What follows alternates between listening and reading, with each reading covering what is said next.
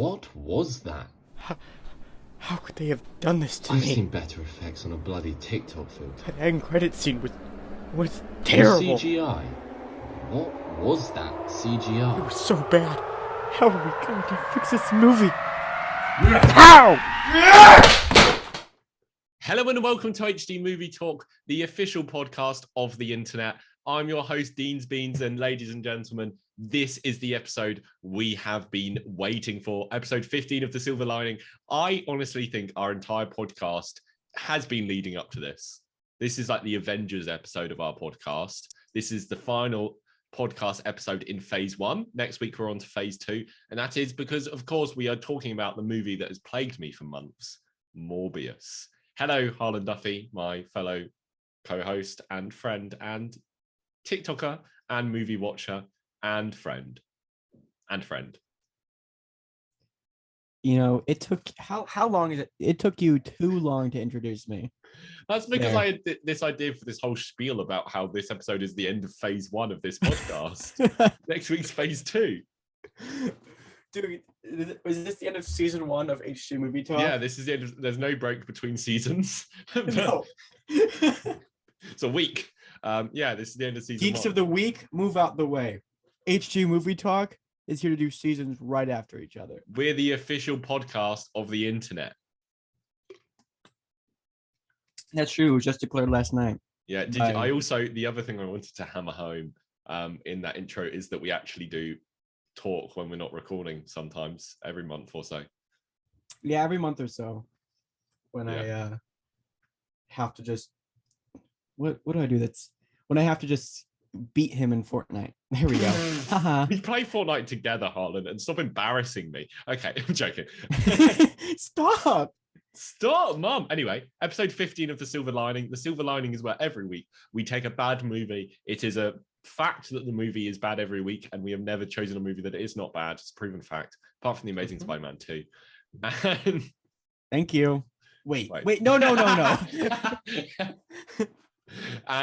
we talk bad. about all the good things in the movie. We talk about all the bad things in the movie. And then we try our gosh darn hardest to improve the movie and rewrite it. Isn't that right? That is right. This one, I have a theory, is going to be very difficult. That's interesting. I think I think it's not going to be too bad. Well, I guess we'll get into why our opinions contradict each other. Yeah, so Morbius is a new movie. Usually we don't talk about new movies. The only time we've done one of these for a new movie was He's All That. And we all know how big a release that was. So, Morbius, more like more BS. Let's get on with this bloody podcast. Wow, did you just think that off the top of your head? Yep, no one has ever told that joke before on the history of the internet, ever. Well, I'm really proud of you. Yeah. Jared Leto, more like, fuck off, you idiot. Okay, so before we get into talking about the movie, I think we should just get a spoiler warning out of the way. Yeah, spoilers. Spoilers.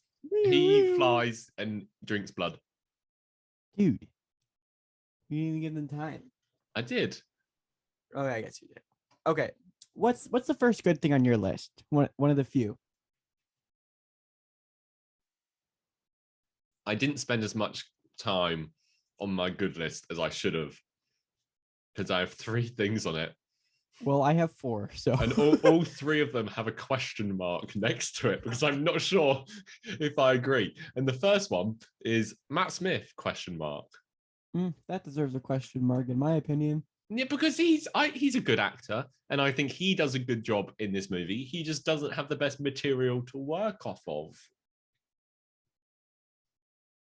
Well, I think a lot of people who are in this movie are good actors, but Who else? Name one. Who isn't? Jared Leto. Ah! Have you ever seen Requiem for a Dream, Dean? Huh? Have you ever seen him in American? He does nothing in American Psycho. If you're one of the seen him people in saying Fight that Club? to me, shut up. There's movies people always talk about, and it's always Requiem for a Dream. Oh wait, no, I only have 3 things too. That's funny. Okay, so my first thing is I like the subplot of the artificial blood. Yeah, I put artificial blood ? As one of mine. No, because that was cool. Because like it not only like showed how he was like kind of a celebrity in that world, but he was a celebrity for doing a good thing, and it was like a huge advance in medical science that's like Yeah. somewhat reasonable, like somewhat like, oh, that's something really cool that could fit in like our society. And I thought it was cool how it was like in med packs all across the world and he would Yeah. have access to it. I thought that was cool. It was fun. My second good thing, with another question mark next to it, was music. I have to disagree with you here. Do you think? I think it's a fine score, but I'm listening to it the entire time. I'm like, wow, whoever wrote this really wanted to write music for The Dark Knight. Yes, totally. It It's sounds the Dark exactly Knight like it's from score, Dark but Knight. I like the Dark Knight score, and it was fine. So, in my opinion, it's like a Dark Knight score if it was uninspired. You know what I mean? Like it was just, it falls into like Thor: The Dark World territory of just like, royalty-free superhero music kind of a thing. And for somebody who really, really likes a good superhero score, ones like these really get under my skin. So that's not, I don't have that on my good list. Okay. What's your third and final thing? This one is kind of a question mark thing, but I think at points it is cool. The visualization of echolocation. Yeah, I did kind of like the tradie effect. But only when it came to that specific thing. Yeah, when it came to the echolocation, it's like, wow, everything makes a sound and we're all live together and what a lovely world. Right. That's what I thought while watching this movie. Really? You shed a tear? You're like, I shed a tear. Do you want me? Okay, before we talk about the bad thing, do you want me to recreate exactly what I did after this movie finished? Sure. I'll be back in a second. I need to grab a prop. Oh my gosh. He's really going for it. Oh, I see his Dean's Beans hat in the background. Sorry, visual listeners. Yeah, sorry. Yeah, you need to explain what's happening here. So I brought my coat to the cinema with me because it's cold outside. And it was sitting on the chair next to me, which was empty. And of course, do you want to describe what's about to happen? Because the second the movie finished and the credits hit, this is exactly what I did. Okay, so Dean puts his coat over his face with the hood facing backwards, covering his face like he is in shame of what he just witnessed. And then I sat like that until Michael Keaton appeared. Oh. But we'll get into that. I'm sure we will. I'm sure we will. Okay, where are we on to the bad? Are we talking about the bad? Are we talking about the bad? That's all my good. Yeah. Okay. What's the first thing on your bad list? The first thing on my bad list, this is in no like order specifically, not beginning to end or least to most, but the smoke effects.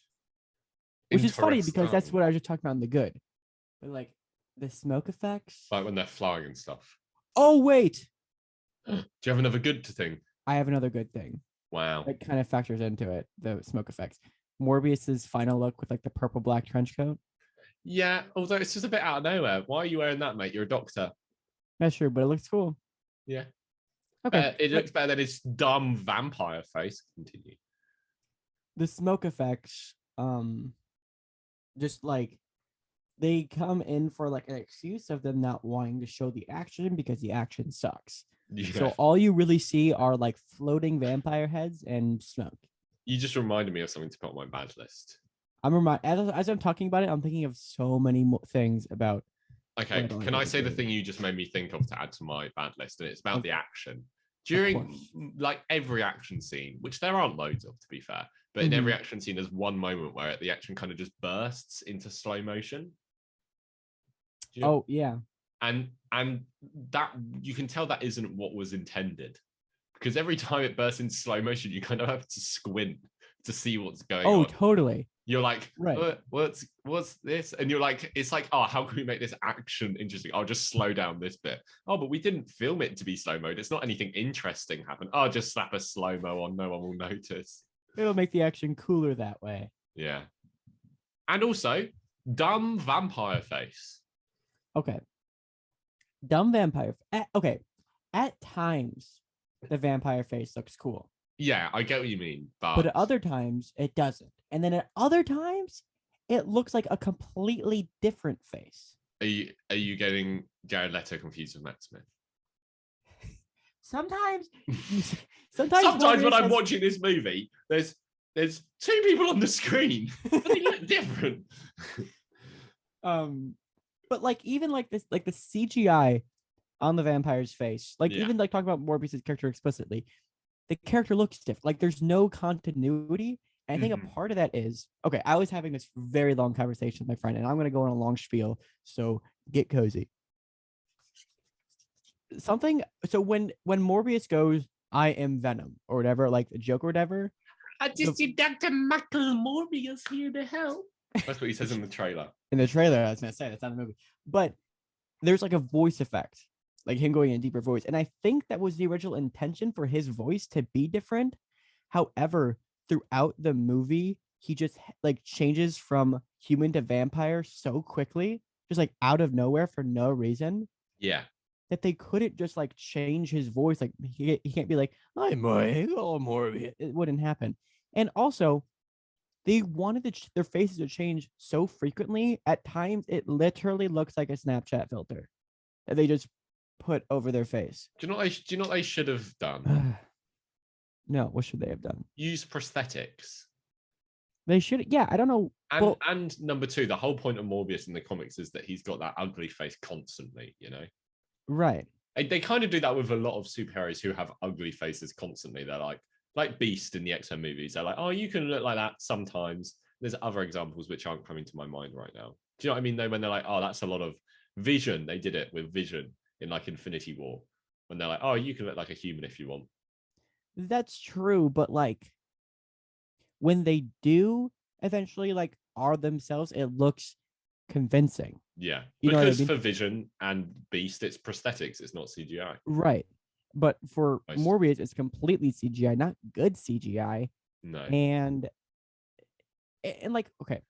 I like the thing I love about like werewolf movies or like the Beast turning into Beast in that first time X-Men First Class. The transformation is like brutal. You know And what I mean? you do It's not like see it in this movie. you don't first see one. it, and anytime you do, it just like looks like him like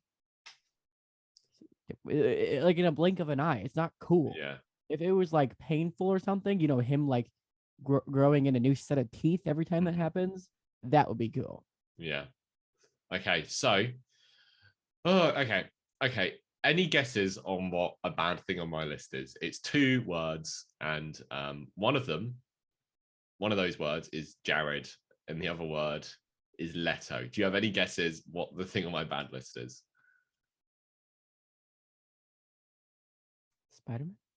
Yeah, Spider-Man Oh, no way! was not in this movie. No. Okay.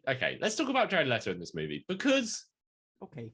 one thing you can always say about Jared Leto, whether it's like sending dead rats to Margot Robbie or like doing a dumb Italian accent for an entire movie, one of them's worse than the other. The Italian Like accent what? is Like worse. what Italian accent? Oh, you got me by the balls. Oh. Don't confuse Shit with chocolate. They may taste the same, but they look very different. Wait. Trust me. No, you said that wrong. Did I? Yeah, you said they taste the same, but they look very different. They taste the same, but they look very different. Trust me, I know. Yeah. He always, what Where was like? He always fully commits to whatever character he is, That's true. He's always fully committed and going all out. In this movie, he commits to literally nothing. He did well. Apparently, he did commit to using the crutches to go to the bathroom. Yeah, but what I mean, just like there's no, when I go to a Jared Leto movie, not in a good way, but I expect like balls to the walls. What on earth is this guy doing?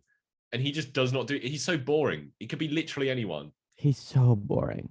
Like he's just like, oh yeah, Michael. Yeah, he got into character of Michael Morbius by being the most boring and bland character in history. See, okay, I'm gonna interrupt your train of thought, and I'm going to bring up another bad thing about this movie. And it's that I don't think there's a single 3-dimensional character in this movie. No. Can I talk about when in this movie I noticed this? What I just said? Yeah, when I noticed that none of the characters are 3-dimensional. Go for it, buddy. When you get the scene between Matt Smith and Jared Leto, where Matt Smith's like, and Jared Leto's like, oh, we can't kill people. And Jared Leto's like, and I got their names wrong twice then. Jared Leto was like, oh, we can't kill people. And Matt Smith is like, yeah, we can. And I thought to myself, I was like, not in a previous moment of this movie did I go, oh yeah, obviously Jared Leto's Michael Morbius isn't going to kill people. And Matt Smith's Milo is. Like, and then I got to that point, I was like, oh, Jared Leto doesn't want to kill people. That's interesting. I kind of didn't really see that coming, you know? Just because I had no idea who these characters are and what they want. Exactly. And I think the most like three-dimensional character we have is Matt Smith's character. Yeah. But the writers confused something that just ended up falling on their face, is that they're like, oh, this kid, is hurt from being different, so he beats up these kids, which in turn makes him a psychopathic, insane killer. Like when he gets the powers, who knows what he's happened? not just like on a murder spree. He's crazy, like American Psycho crazy. No, like you've got to think he was a serial killer before he became a vampire. Like, right? Because it is like he is so full on. I kind of like the dancing bits of Matt Smith. I get that. I wanted to like him, but they were so out of left field and didn't make sense with the character with who he was before. But here's my pitch for why I think it makes sense. If like in a better movie, you'd be like, oh, this is such good symbolism, because it's Jared Leto who is like ashamed of becoming a vampire and like and it's like, oh, maybe I wish I could go back to having my disability. While Matt Smith is like, oh, I can dance for the first time in my life, and I can do what I want. And what's the song playing? It's like something to do with sex. And I was like, yeah, Matt Smith, I will have sex with him. No, I was like, wow, we didn't even get any acknowledgement to that joke. That hurt. Sure. I forgot my train of thought. No. Sure, I give you that. Like, in a better movie, it would be very good. Like, I'd be like, wow, that's awesome. But it's not a better movie, and his character before is like so sympathetic and loves Morbius like a brother. Like, it isn't like a thing of wanting to take advantage of him. You can tell the two have a connection, and once he changes, that connection is gone. Yeah, but you don't see enough of them before the origin to really even get a glance at this relationship, which makes a change makes zero sense. Yeah. Okay. If we're talking about Matt Smith, can we talk about one of my least favorite things about this movie? And I thought about it for so much of the movie, and like it's not really a small detail, but it's not a major detail, and it really distracted me the entire movie. Mm-hmm. And it's the fact that Jared Leto just renamed Matt Smith's character Milo. It makes no sense. It is so weird how he goes, I'm going to call you Milo because the first person here died, and then all the people after that died, and I just assume you're going to die as well, so there's no point getting to know you. So I'm going to call you Milo, and this is a joke. What I'm saying is a joke. And then everyone goes, that's a very serious thing that boy Michael Morbius just said. Let's listen to him. So much to the point where Matt Smith's character is getting beaten up. I don't know if you caught this. The doctor runs over and goes, Milo. And I'm like, to the kid, obviously. Like, it's not even got to the point where he goes, I'm an adult, call me Milo. The doctor says to this kid, goes, Milo. You're like, why are you calling him Milo? That isn't his name. Why is this a thing in the movie? What? Like, I don't understand the purpose of it. Well, I think the only reason maybe is the actual character's name, which I don't remember. Lucian, I think. Lucian or whatever is a character is a Morbius villain in the comics. Yeah. But I think maybe they didn't want Matt Smith's character to be known as like the villain, so they just called him Milo, and when the cast list came out, just said Milo, and they didn't know that it was a mystery character. And maybe but I feel like in all the trailers from this movie, there's the same one shot of Matt Smith, which isn't in the movie. It's him. Well, no, it is in the movie, but he's got the vampire face. But we all knew he was the villain, I'm pretty sure. But we didn't know, because there's a huge reveal that he was a vampire. Do you remember? Okay, Harlem, can we talk about a conversation that we had when we were friends? When we weren't recording something. Our monthly real conversation we had on Wednesday night. Yeah, last Wednesday night, but the day before Morbius came out. I said, "Oh yeah, I'm watching Morbius 10 hours before you, so I'm gonna spoil this entire movie for you." And then you were like, "Oh, blah," because I say that for every movie that comes out to you, pretty much. And then you were like, "Yeah, okay." And then I said, "Oh, to be fair, what could I spoil?" And then I just explained to you the entire plot of the movie Morbius without having yet seen the movie. And while I was sitting there in the cinema watching the movie, I was thinking to myself, "Yeah, I told Harlan this. I told Harlan this," because I did explain to you the plot of the entire movie. And it's like it takes a boring plot, like a simple plot, Yeah, and somehow makes it even more boring, which like is another MCU bad thing I Phase have. 1 Venom kind of mushed together, because I've got to fight this villain who looks exactly the same and has the same powers as me. That's like every MCU origin movie. Right, but it's that, but with all the charisma sucked out of it. Yeah. Okay, so that Milo thing did really annoy me.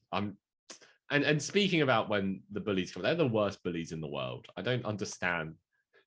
They were just pointing at the window of a children's hospital, I assume, and just laughing. They couldn't see anyone. They were just laughing at a window of a children's hospital because like, children get ill.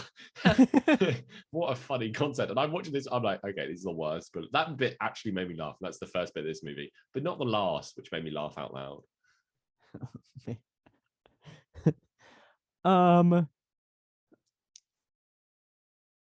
Okay. So I'm looking at my list. Yeah, I have so many more things.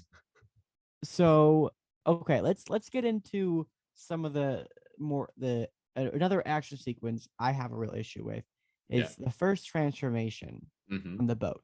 Yeah. I saw a video. I don't think you sent it to me. It may have been like I was scrolling TikTok at 2 a.m, but somebody said that this movie is following something that Sony's doing of kind of just making their movies like video game stories, like structured like a video game. Like the 8 people he kills on that boat those deaths don't mean nearly as much as ones later in the movie. Yeah. And starting with that first transformation sequence, we don't see anything because he's gone. And then the moment we do see him, the big reveal isn't a big reveal because we can't even see his face, or like he doesn't even look different. Yeah, it's that he's hanging onto the ceiling which is something which I later realized he never does again in the movie. Right. He can't. So in that, is he holding on to something, or is he actually just sticking to the ceiling Spider-Man style? No, he's holding onto the ceiling.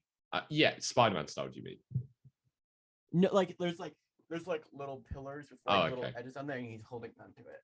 I was gonna say, because he doesn't do that. He hangs upside down on bars, like by his knees, but he doesn't like hold on to a ceiling like that again. Right. If we talk about big issues with this movie, this is gonna blow your mind that I'm about to say this. Okay. Oh, okay. This movie is too short. Excuse me? Because do you not think when you watch this movie, you're like, there is so much stuff missing from this? This was like 135-minute long video, and then they cut out movie, and then they cut out half an hour. Yeah, but can you imagine? Yeah, I know, but I feel like more minutes of this. But I feel like I would. Okay, so if you give, I think it needs another 15 minutes at the start to get to know these characters, and then another 15 minutes at the end, because that resolution is so rushed, which I will talk about later. And I feel like, I don't know if I would. I feel like I would like it more. Really? That's interesting. Especially the ending. The ending really annoyed me. Not the end credit scene, which I think we should save till last. Don't get me started. Can I tell you what annoyed me about the ending as I brought it up? What? The entire point of Morbius's character is that he was like, oh, I'm gonna have to kill myself because after a certain window, I'll have to start drinking real blood. And I can't do that. I can't kill people. I'm not going to do that. And they're like, oh, yeah, this is a big moral conundrum for you, Michael Morbius. And then the movie ends and they go, okay, Michael Morbius, what are you going to do about it? And he's like, hey, the movie actually never asks this question. I'm going to go fly off. Bye. And the movie ends. And the end credit scene baffles me even more because he's just chilling in a car. And I'm like, is this guy drinking blood? They never talk about if he starts drinking blood. He must start drinking blood. But why is he suddenly fine with killing people? So when they said that in the movie, when Michael Morbius said, like, I'm gonna start drinking real blood soon. Yeah. Somehow, I instantly knew, oh, they're never going to answer that question. Like, that's never going to be addressed again.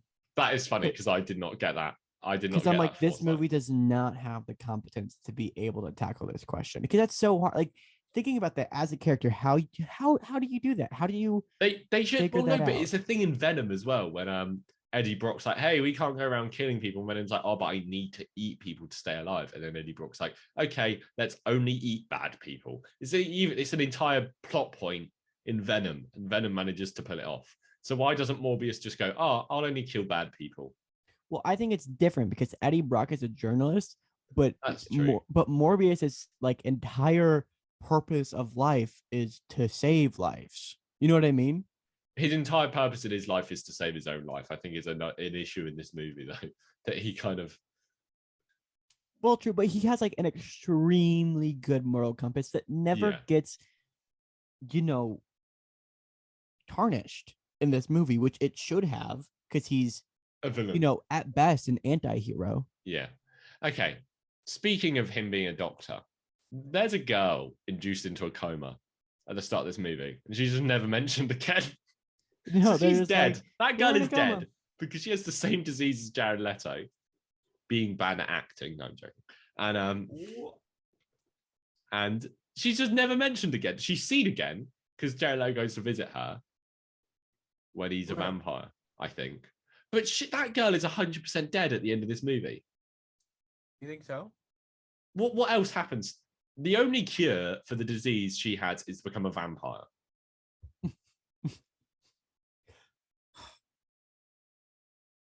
I just remembered something about the ending of this movie. Okay. The girlfriend turning into a vampire. Yeah, at the end. So dumb. Why? Just kill her. I would have put on the good list. I like the concept of the idea of him having to drink her blood. Yes. That's cool. But it should have killed her. Yeah. But it's a comic. Like, that doesn't surprise me. That is like a lot of better comic book movies have done the same thing, you know? And also that entire romantic relationship may be the worst amount of like chemistry on screen I've ever seen. Really? I mean, it was really bad, but worse. But because what about Anakin and Padme? Honestly, I would say like Anakin and Padme, at least the relationship at a certain point, you're like, oh, I can tell they love each other. That's true. Like I was like, oh, you know, you could tell they were setting up a romantic relationship between the two. Yeah, you're right. I couldn't tell they were setting up a romantic relationship here. No, then they just kissed, and you were like, okay. As Matt Smith was watching from a block away. Yeah, that could do. The entire time I was watching it, I was thinking, no, before that kiss, the entire time those two had a conversation, I was like, are these two already dating? Are they a thing? Are they, you know? And then that question got answered for me. Okay, I had bad love interest on my list. Okay. Here's something interesting. Tyrese Gibson, I only found this out today.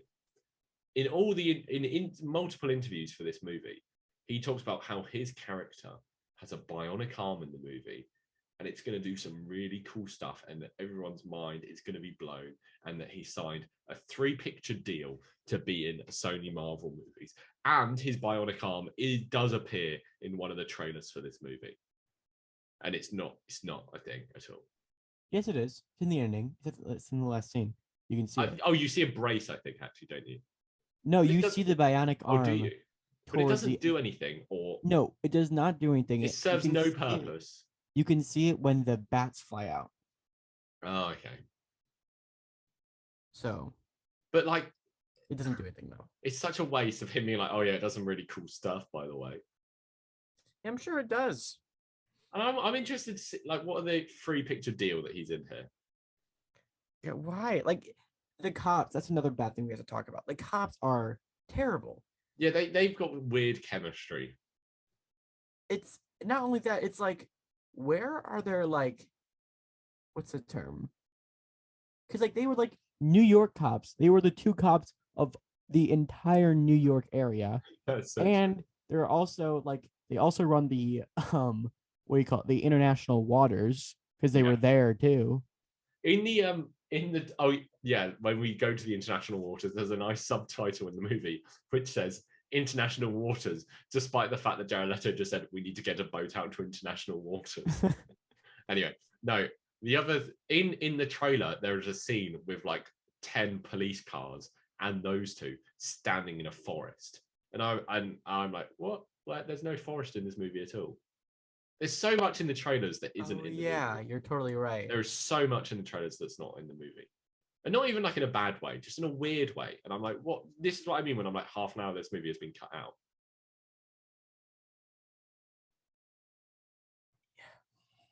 Do you remember Suicide Squad, Jared Leto? It's like, oh yeah, that's an entire movie's worth of footage with my Joker. Mm-hmm. If he was like, there's another entire movie's worth of footage with my Morbius, I'd be like, yeah, I believe you. Because there is so much missing from this movie, and there is so much like in the trailer that isn't in the actual movie. Okay, I have a question to ask for you. Yes. Because I'm itching. I'm itching to talk about it. Do you have any other things besides post-credit scenes on your I've got list? so many other things. All right, let's list them off. Let's rattle them off. Tyrese Gibson teleports to the top of a building. Did you catch this? No. So the first time they tried to arrest Jared Leto, do you remember? It's in. Oh the yes, hospital, yes. and then he jumps up all the flights of stairs. He like flies through, and then he gets onto the ceiling, runs to the other side of the roof, turns around, and Tyrese Gibson is there with a gun pointing at him. And I was so confused in the cinema because I was like, "Wait, this literally makes Wait a second." Because that made no sense. Yeah, you're totally right. The powers never being fully explained, you know. Oh yeah. I've put character's background / personality never being explored. Why was Matt Smith's character rich? Because the plot. Why did Morbius turn down the Nobel Prize? I've put pacing. Oh yeah, this movie's boring. Pacing wise. I put ADR, and there is a lot of it throughout the movie. The most egregious one, I think we will get to in the end credits. ADR is like when they re-record the audio and just put it over the back of their heads or stuff like that. And another good one is, do you know when the other doctor dies, like their dad? Yes. He says something like, "You need to stop him." Mm-hmm. And I've only seen this movie once in the cinema, but I am sure that his lips say something completely different. Really? I really think he goes, "You need to kill him." I think the lips say, but I'm not sure. But the lips do not match what his voice is. And there's other bits where like you can tell it's ADR because it's just like the back of Jared Leto's head, or it's like the voiceover of him being like, "Oh, I've got these new powers." I think one thing before we get to the end credits that I want to say, the Hulk line. Oh yeah. You won't like me when I'm hungry. Yeah. I've put end credits twice in my bad list. I didn't even realize. Okay. Two more things. One of them is a very broad thing about the movie as a whole, and one of them is a very specific thing. Which one do you want first? The broad. This movie does not commit to anything. Oh no! Like I was saying with that one line. Who is this for? Who is this for? I don't think because it's not even a horror movie. It's not a superhero movie. It's not. Oh, I know who it's for. I know who it's for. Me. No. Lex reviews. Lex. Well, I was about to say the opposite of me, and then you said Lex reviews. I was like, oh, fair enough.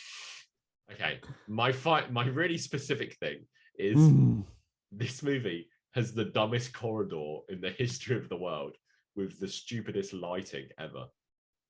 Do you remember when the nurse gets murdered? Oh yeah. He walks down the corridor. And the light turns on, and then the light turns off, and then the next light turns on. And I'm watching the scene, and I'm like, this is the stupidest corridor design I've ever seen in my life. It is a stupid design. It makes that's an all right horror scene, I think. Yeah, I think like that one, like it was stupid in like design, but it built tension. Yeah. Like it got what it was going for sure. Yeah. But like I was the only thing I could think about was like, who designed this lighting? And I want to just, I know I said I wanted to get to the end credit scene, but there's one other thing that kind of ties into the end credit scene, but I just want to say it. In the trailer, when there is a shot of Jared Leto walking with his jail jumpsuit on and in the background you can see the PS4 Tobey Maguire Spider-Man Yeah. murderer spray painted over it. That the director doesn't know where that came from, Yeah, supposedly. And then And- there's shots with like the Oscorp Tower in the trailer, which aren't in the movie. And I'm convinced, there's nothing you can do to change my mind that Sony execs were like, oh my God, nobody's going to want to see this movie. How do we get people into seats? And it's like, well, we can tease Spider-Man. Yeah, but yeah. Okay. You're right. Okay. Do you want to? Okay, I've got a fun way of going through this post-credit scene, but before I reveal what that is, do you want to just tell the audience what it was? I'm sure they all know, because if they didn't go to watch this movie, they would have found it online. Okay. I have a big issue with this end credit scene, and it gets me mad. So I'm going to try to get through this as passively as possible. Yeah, passive. So, mid-credit scene. We see the skyline of Morbius's New York. Yeah. And the same rifts from Spider-Man No Way Home crack open in the sky. And all of a sudden, Michael Keaton's Adrian Toomes, that's his name, right? Adrian Toomes. Mm-hmm. Comes from... That's a better name than Michael Morbius. That's a dumb name. Comes from the MCU and appears in prison. Yes. The spell not only puts people back in their universe, but takes people out, which makes no sense. And it also doesn't return them. And keep going. Go on. And it closes, and then he's like, oh, hope the food's better here. Yeah. And then he is released because they don't have any reports, or they don't have a reason to keep him there. That makes sense. Yeah. Which I think like kind of makes sense, kind of doesn't. I do think it was interesting how they had like a trial about it to see what they should do. What do you think would happen if a guy just showed up in a prison cell, though? I feel like he'd have to be released. I think they'd have to, that's what would happen. And yeah. And then the next post-credit scene has Michael Morbius driving in the middle of nowhere. Yeah. Car advert. And then Vulture in a new but similar suit from Homecoming. Yeah. Comes down. He's like, I don't know why I'm here. Doesn't take his mask off. Doesn't take his mask off because Michael Keaton definitely was not there. And is like, I think it's because of Spider-Man. I think we should team up to do some good. And then Jared Leto's like, I'm intrigued. Yeah, he goes. And that's it. He goes, intriguing. Okay, before we talk about the actual content of this, let's talk about like how this was made, because I'm convinced that the scene. So we obviously know Michael Keaton was not supposed to.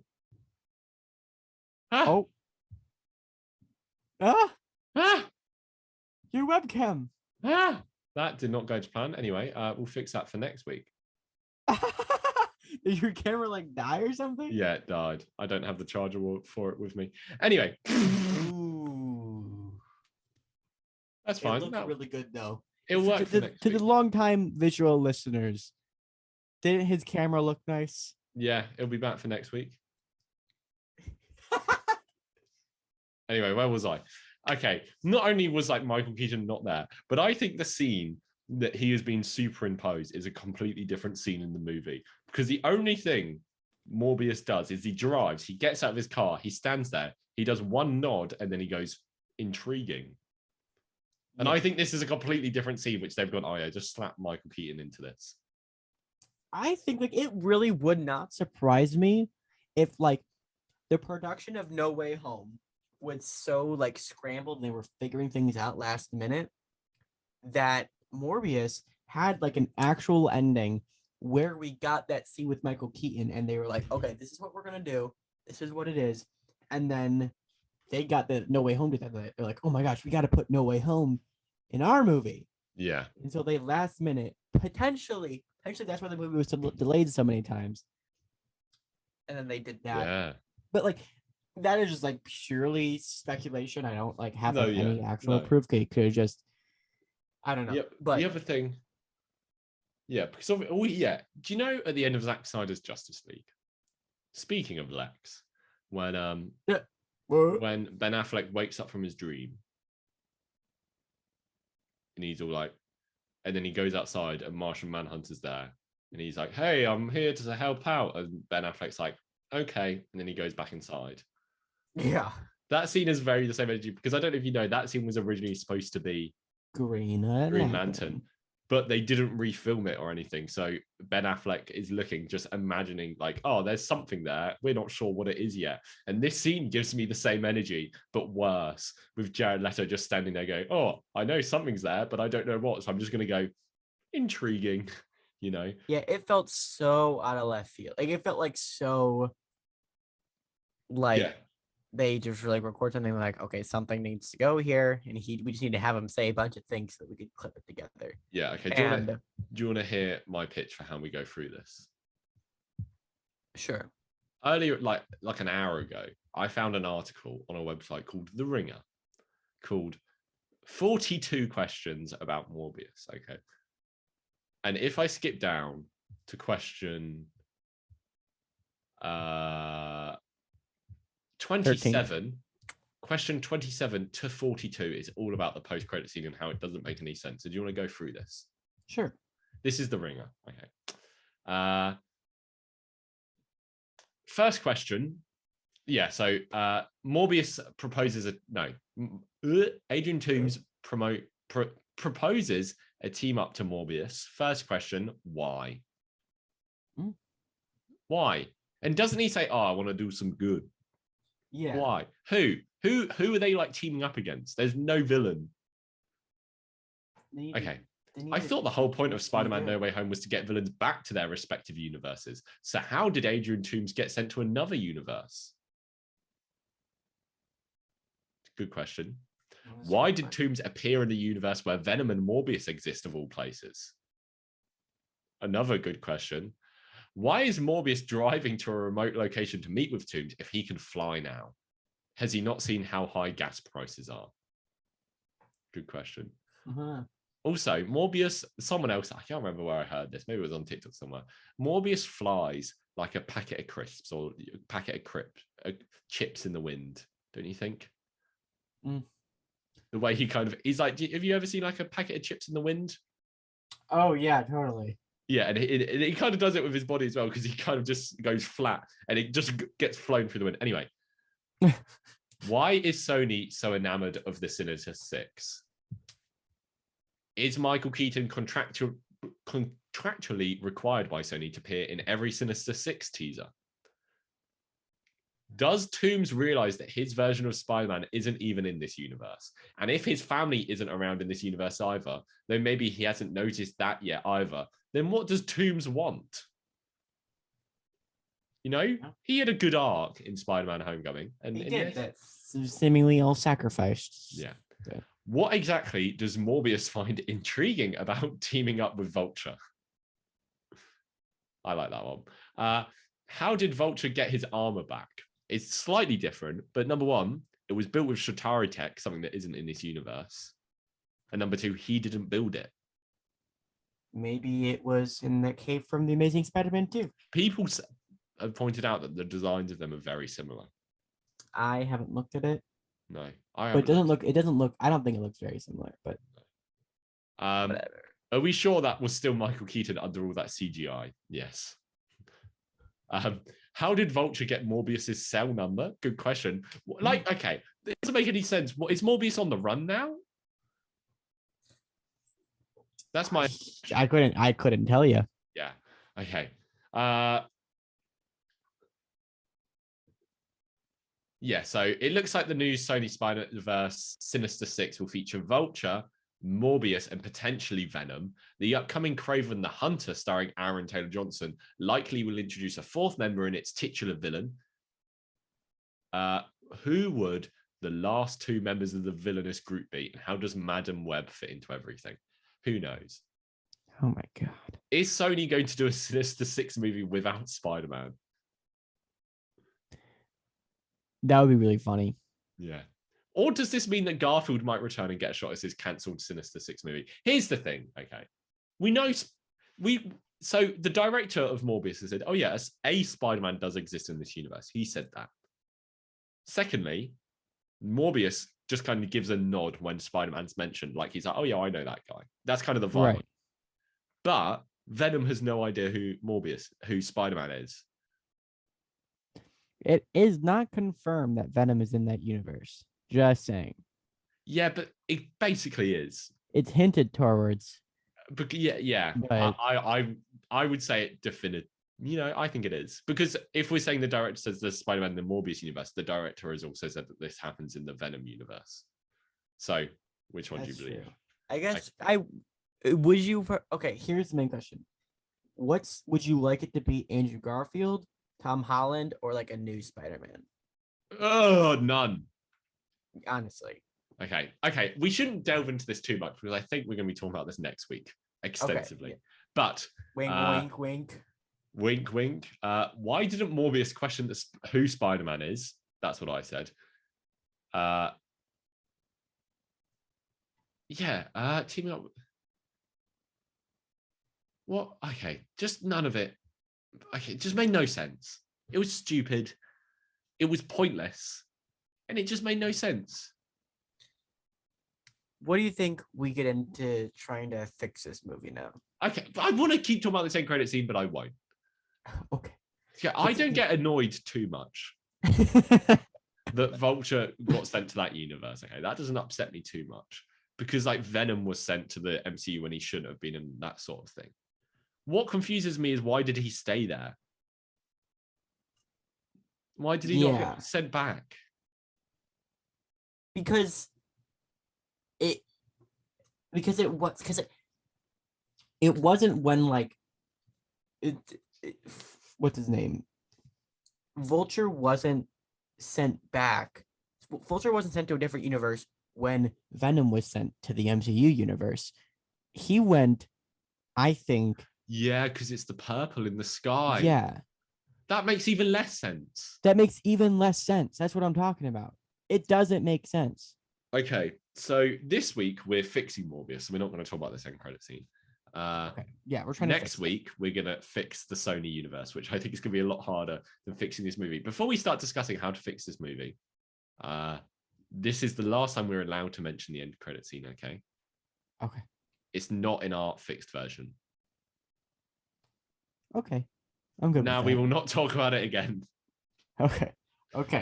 If we do, you cut it from the podcast. You clip it out. Okay, that's fair. That's fair. Okay. I'll just beep it. Beep. Okay. So, are we recasting Jared Leto? No, we're keeping him. I'm sorry, Dean. Wow, who gives you the right to make these decisions? It's Cillian Murphy. I think that's good casting. Yeah, but I think Jared Leto could make a good Morbius. I know you might disagree with me on that, and that's okay. Okay, we'll keep him. We'll keep him. Whatever. Are we keeping Matt Smith? Yes, I love Matt Smith. Yes, we'll keep them. I think we can keep the cast. Sure, whatever. Who cares? This movie's bad. I didn't like it. Okay. Relax. First thing, we make him accept the Nobel Peace Prize because it doesn't make sense that he doesn't. Okay. Who cares about anything to do with this movie? Dean, we have to cooperate, okay? I'm just suddenly like an existential crisis. Why am I here? What am I doing? I could be outside. I could be meeting people and living my life. And I'm talking about Morbius. What do you think? You just Hear me brush out. past that. What do you think about having like an X-Men Origins type intro sequence of Milo and Morbius throughout the years? Okay, I like it. Like it opens with the children, and then but I have one change. What? This character isn't called Milo. Okay, we could name him his friend from the comics, which is Nilo. Yeah, I saw it spelled down in that best TikTok you've ever posted. That was him. You think so? Yeah. That's good. Um, for those who are unaware, for April Fool's Day, we swapped channels Yeah. or videos for Yeah. the day. And I made a lovely fun fact video, and Harlan chose to make a video which just made fun of me. You wrote it. I I don't know did, what. I did. No, my thinking was I was for like a week. I was like, I need to get Harlan to do like a pointless ranking video because that's what I'm known for. And I was like, oh, ranking every MCU character by how likely they are. And I was gonna like come up with an entire spiel that will like fill the screen. And in the end, I was like, what if I get him to rank all of my ranking videos? And then someone commented part 2. Someone Really? wanted part 2 to that, and I was like, no, I'm not doing this. Anyway, Maybe next April Fool's Day. yeah, Okay. It'll be like 9 years and then we're done. Okay, next thing. So he kept the Nobel Peace Prize. Mm-hmm. Why is Milo so rich? We addressed that. I think that could be just from their kids and through like the opening sequence, right? Yeah, but why? What's the reason? I mean, I personally assume his parents were rich, so maybe he can come from Yeah, a sure. line That works. which is like We simple. also, I think we kind of need a scene of these characters differing ideologies at like teenagers. I think one thing that'd be interesting is like,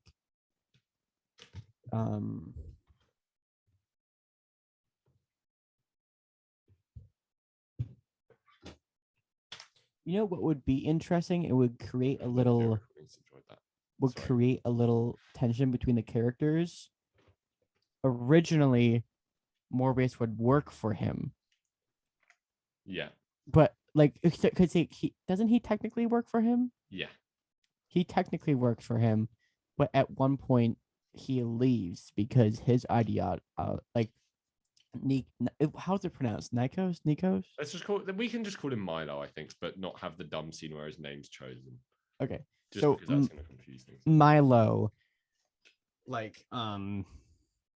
wants as much money from it as possible. You know what I mean? Like, or what if it's more like, he's willing to go to any length necessary for it. And Jared Leto's like, oh no, there's rules we have to follow.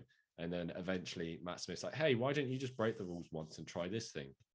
And he's like, okay. Oh no, I'm a vampire man.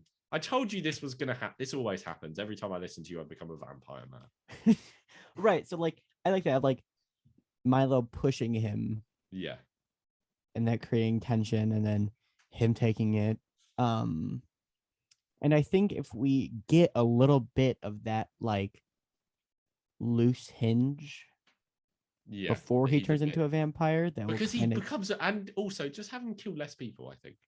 Yeah. I enjoy the bar scene to an extent. But let's get rid of it. The what scene? The bar scene. The bar scene? Where he's like talking to that lady in the bar. Oh, that's right. Yeah. I like that too. So, and we have that. Then what other issues are there to fix with the movie? I think we can scrap the vampire face. I think we can, yes, prosthetic vampire face. I like that. I think we can ditch the entire love interest. The what? The love interest. Yeah. We ditch her because she's relatively unimportant. In the first scene of this movie, I was like, hey, it would be quite fun if Matt Smith and Morbius kiss. It would be fun. Do we? What are you doing, man? I put a tripod on my head for all our audio listeners. I think so. We have him go on the boat scene, right? I think we see the transformation, like him slowly like turning, and it is brutal. Like it's painful. You can hear like bones cracking. His fingers are bleeding because massive nails are poking through. Right, like that'd be cool. And does it? I think it should work more like a Hulk type thing, where it's like he suddenly becomes Morbius and then he goes on a rampage. And I think because in the original movie, oh, somebody does something upstairs. In the original movie, like the love interest is there and is knocked out, but Morbius doesn't kill her. Yeah. However, throughout the entire movie, at that moment, we understand like, oh, he has some restraint. Yeah. But later on, we realize that he doesn't. Yeah, what if he kills her? That's what I was thinking. In the first transformation, he kills her. What if they're already dating? Yeah, What sure. if they're engaged? Something like that. And we see the thing, and then we see her rush in, and then he just kills her, and then he kills all the people that are on that boat. Yeah. And then he gets really vengeful with Matt Smith because he's like, hey, this is all your fault. And here is where something that happens in the movie that I think maybe they cut out. And if they didn't, I wish they had done this. In the movie, on the boat, Morbius kills other people, feels terrible about it, takes the remaining two antidotes, and jumps off the boat. Yes. I think, and if they don't do this, I think this is what we should do it. I think he does that to kill himself. Like that is like Yeah. he takes because he doesn't know he's immortal. He doesn't know like, you know, he can fall from lengths and not die. That's not a thing he knows about himself. He just knows he cured himself of the disease. You know what I mean? Yeah, yeah. So if he does that, and then like we see him wake up like stranded, he's like, shoot. The biggest thing to fix is, does he start drinking blood? And my answer to that is yes. Obviously he does, because he did in this movie. It's just never explained why. And I think it'll be a cool moment of him being like, I think we go the Venom route and going, oh yeah, I can kill bad people. I think that will work. And this moment comes where he's like talking to Matt Smith, and Matt Smith's like, oh, what are you going to do, Morbius? You're just going to die now because you're too scared to do anything. You're not going to kill people. And he's like, oh yeah, I'll kill people. I'll kill bad people. And then he kills Matt Smith. And I think it's important. I think it'll be a little cheesy, but I think it actually would like do a lot for the story if he made it clear that like the Morbius that once was is like dead. Like he's not that person anymore Yeah. who would do anything to save a life. And now he's different.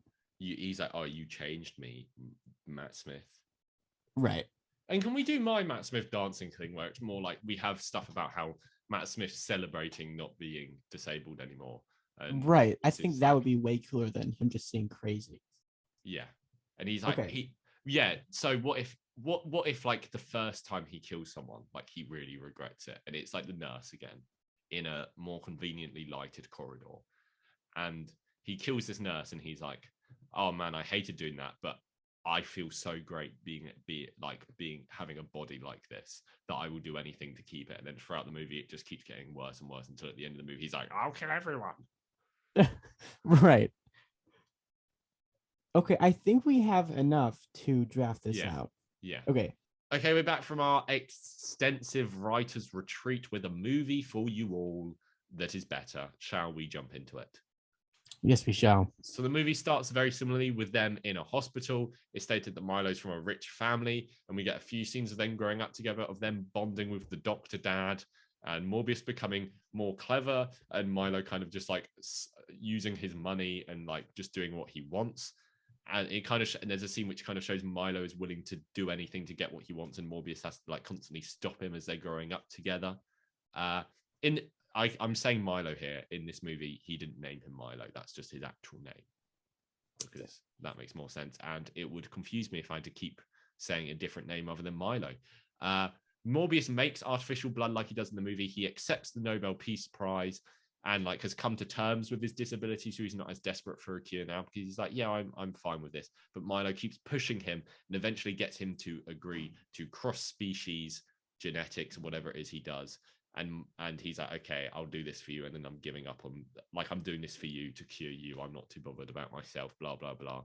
And Milo's like, okay, I've got a bunch of test subjects here for you to test this stuff on. And Morbius is like, no, human life is too precious. I'm just going to test it on myself. He tests it on himself on a boat with his fiance there, who's the same love interest lady. And there's a brutal transformation scene, and Morbius kills the entire ship, including his fiance. And then when he turns back to a human, he's so like ashamed of what he did. He takes the cures and he tries to kill himself, but can't, because he's now a living vampire. Then he tests his powers. There's prosthetic vampire faces in this instead of CGI. And then he goes and confronts Milo and blames him for his fiance's death. And Milo's like, okay, if you blame me, why didn't you kill me then? And Morbius is like, oh, I can't kill you because blah, blah, blah. And Milo's like, yeah, that's what I thought. And then he pickpockets a cure off Morbius, takes the cure, and becomes a vampire. He goes and kills the same nurse and is very regretful about it. But he really loves his new body. We get stuff like the dancing scene and stuff like that, which shows him how much he loves this new body and is willing to do anything to keep it. And over the course of the movie, he gets a lot more relaxed with killing people, etc. Morbius tries to stop Milo, but because he still isn't willing to kill, he's a much weaker vampire because the blue blood just makes you weaker and can't sustain you forever, obviously. And then the dad doctor goes and confronts Milo, like he does in the movie, and Milo kills him, but doesn't drink his blood because he's like, hey, you don't deserve it. And then Morbius appears like in the movie, and the doctor gets him to drink his own blood, not his own blood, the doctor's blood. They're all doctors in this movie. They're all doctors. Yeah. And he goes, you have to do anything to stop him. And Morbius is like, yeah. So then Milo and Morbius have a big confrontation. And Morbius is a very changed man after the death of his fiancée, etc., etc. And Milo's all like, hey, you won't win because you're weaker than me, because you're a weaker vampire, because you won't kill. And Morbius goes, hey, I will kill. I'll kill bad people. And then he kills Milo. End of movie. No end credit scene. No end credit scene. And that is all.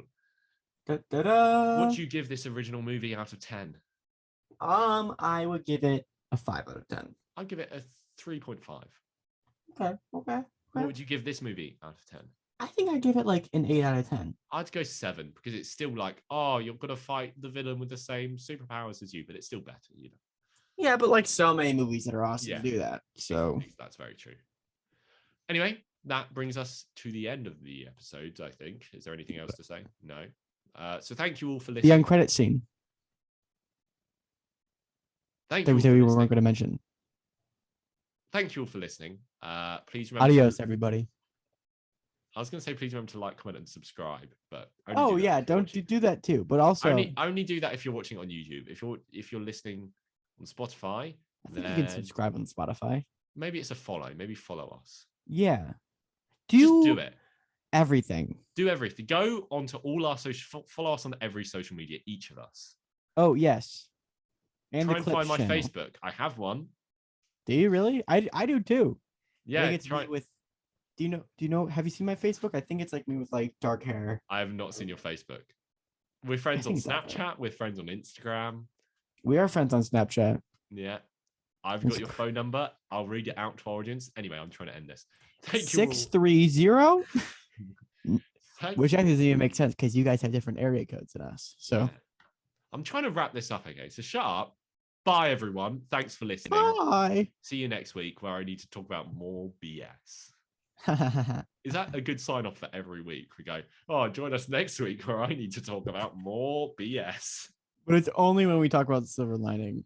No, I think it's every time. Anyway, bye. Oh, okay. Bye.